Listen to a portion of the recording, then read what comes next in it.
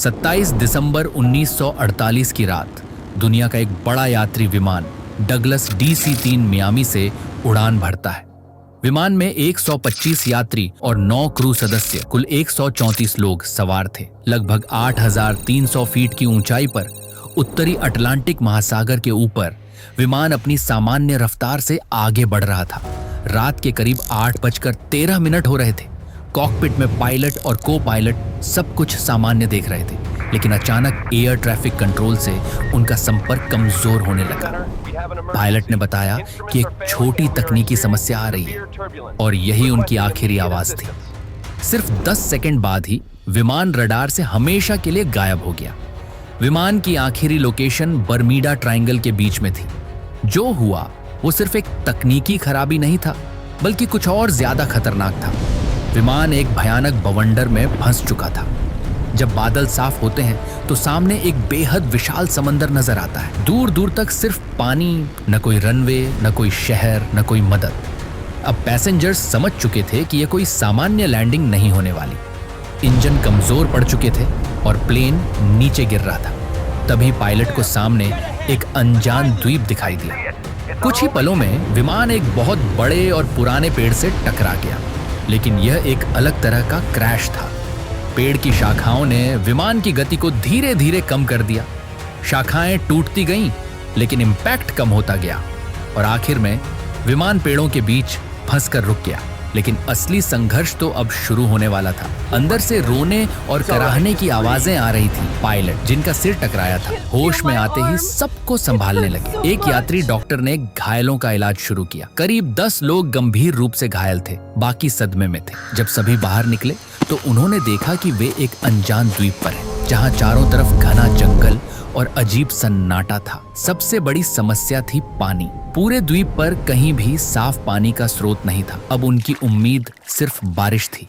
Pilot ने लोगों को समूहों में बांट दिया। कुछ लोग खाने और जरूरी सामान इकट्ठा करने लगे, जबकि बाकी लोग रात के लिए आश्रय बनाने लगे। पहली रात सभी डर और अनिश्चितता में गुजरी। हर किसी के मन में एक ही सवाल था, क्या वे बच पाएंगे? अगले दिन भोजन की समस्या सामने आई। कुछ लोगों ने जंगल से फल खाने की कोशिश की, लेकिन एक व्यक्ति ने जहरीला फल खा लिया और उसकी मौत हो गई। ये पहली मौत थी जिसने सबको हिला दिया। इसी बीच एक लड़के ने चश्मे के लेंस से आग जलाई। ये उनके लिए उम्मीद की किरण थी।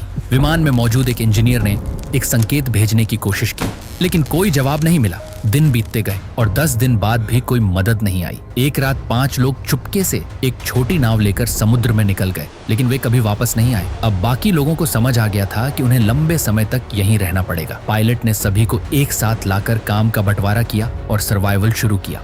दूसरी तरफ सरकार ने बड़े स्तर पर सर्च ऑपरेशन चलाया, लेकिन विमान का कोई निशान नहीं मिला। धीरे धीरे लोगों ने जीना सीख लिया। उन्होंने औजार बनाए, शिकार किया और हेल्प लिखकर संकेत देने की कोशिश की। 6 महीने बाद भी कोई मदद नहीं आई और सरकार ने उन्हें डेड घोषित कर दिया। लेकिन उस द्वीप पर एक नई दुनिया बस रही थी। समय के साथ कुछ लोग बीमारी और निराशा से मर गए। अब केवल 114 लोग बचे थे। 1.5 साल बाद एक बच्चे का जन्म हुआ, जो उम्मीद की नई किरण बना। 2 साल बाद उन्होंने खेती और मछली पकड़ना शुरू कर दी। फिर उन्होंने एक बड़ी नाव बनाई, लेकिन तूफान ने उसे भी नष्ट कर दिया और कई लोगों की मौत हो गई। अब सिर्फ 98 लोग बचे थे। 5 साल बाद समाज 2 हिस्सों में बंट गया। एक समूह जिसका नेतृत्व पायलट कर रहे थे, बच निकलना चाहता था, और दूसरा समूह वहीं बस जाना चाहता था। 7 साल बाद केवल 82 लोग बचे थे। फिर एक भयानक चक्रवात और भूकंप ने सब कुछ तबाह कर दिया। लेकिन उसी से एक चमत्कार हुआ। इंजीनियर को रेडियो फिर से काम करता हुआ मिला। उसने तुरंत संदेश भेजा, मेडे, हम जिंदा हैं। इस बार संदेश सुना गया। सरकार ने फिर से रेस्क्यू शुरू किया और आखिरकार 9 साल बाद एक जहाज उन्हें लेने आया। जो लोग दुनिया के लिए मर चुके थे वो जिंदा वापस लौटे। ये कहानी सिर्फ सर्वाइवल नहीं, बल्कि उम्मीद की ताकत की कहानी थी। कुछ लोग बिल्कुल खामोश हो गए थे, इतने खामोश कि कई दिनों तक एक शब्द नहीं बोलते थे। कुछ लोग अचानक गुस्से में आ जाते, जैसे उनके दिमाग में अब भी वही जंगल चल रहा हो। कुछ अपनी ही दुनिया में खो चुके थे। डॉक्टरों ने उनका इलाज शुरू किया। महीनों तक इलाज चलता रहा, लेकिन सच यह था, उनमें से कोई भी पूरी तरह ठीक नहीं हो पाया। उनका शरीर तो वापस आ गया था, लेकिन उनका मन अब भी उसी द्वीप पर कहीं अटका हुआ था। उन्होंने 9 साल सिर्फ जिंदा रहने की लड़ाई नहीं लड़ी थी, उन्होंने अपनी इंसानियत को बचाने की लड़ाई लड़ी थी, और हर कोई उस लड़ाई में जीत नहीं पाया। कई लोग महीनों तक अस्पताल में भर्ती रहे। किसी के शरीर पर गहरे घाव थे तो किसी के अंदर अदृश्य जख्म।